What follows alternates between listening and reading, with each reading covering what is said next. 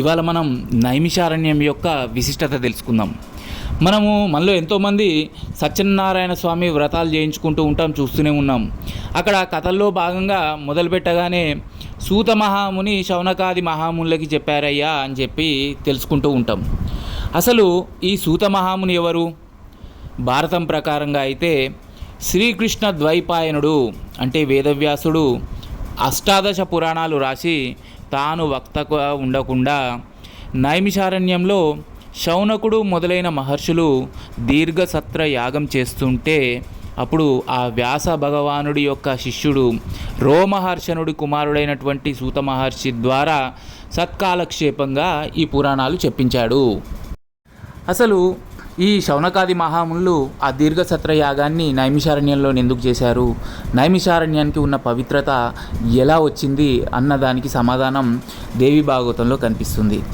శ్రీకృష్ణుడి నిర్యాణం తర్వాత కలి ప్రభావానికి భయపడినటువంటి ఈ శౌనకాది మహామునులు బ్రహ్మదేవుడి దగ్గరికి వెళ్ళి తమ ఈ పూజలకి తమ జీవితానికి కలి ప్రభావం లేని ప్రదేశాన్ని సూచించమని ప్రార్థించగా అప్పుడు బ్రహ్మదేవుడు వాళ్ళందరికీ ఒక చక్రాన్ని ఇచ్చి ఇది దొర్లించుకుంటూ వెళ్ళమని చెప్పాడు.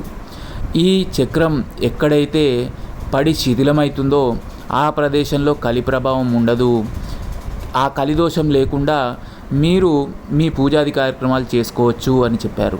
అలా వాళ్ళు నెట్టుకుంటూ వెళ్ళగా ఒక ప్రదేశంలో ఆ చక్రం పడి శిథిలమైంది.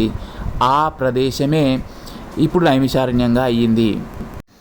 మనకి ఇప్పుడు కూడా ఆ క్షేత్రంలో చక్రతీర్థం అనే ప్రదేశం ఉంది.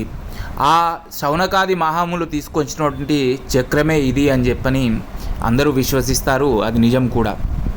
అయితే ఇప్పుడు ఈ క్షేత్రం యొక్క గొప్పతనం తెలిసింది కాబట్టి కలి ప్రభావం లేదు కాబట్టి అక్కడ మనం చేసే జపము, హోమం, వ్రతాలు ఇలాంటివన్నీ గొప్ప ఫలితాలను ఇస్తుంది అనేది మాత్రం వాస్తవమే.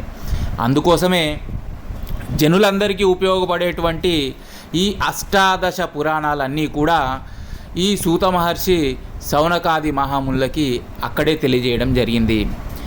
అంత గొప్ప పుణ్యక్షేత్రమైనటువంటి ఇక్కడ రమాసహిత సత్యనారాయణ స్వామి వ్రతాన్ని చేసుకుంటూ భక్తులు సంతోషిస్తూ ఉంటారు.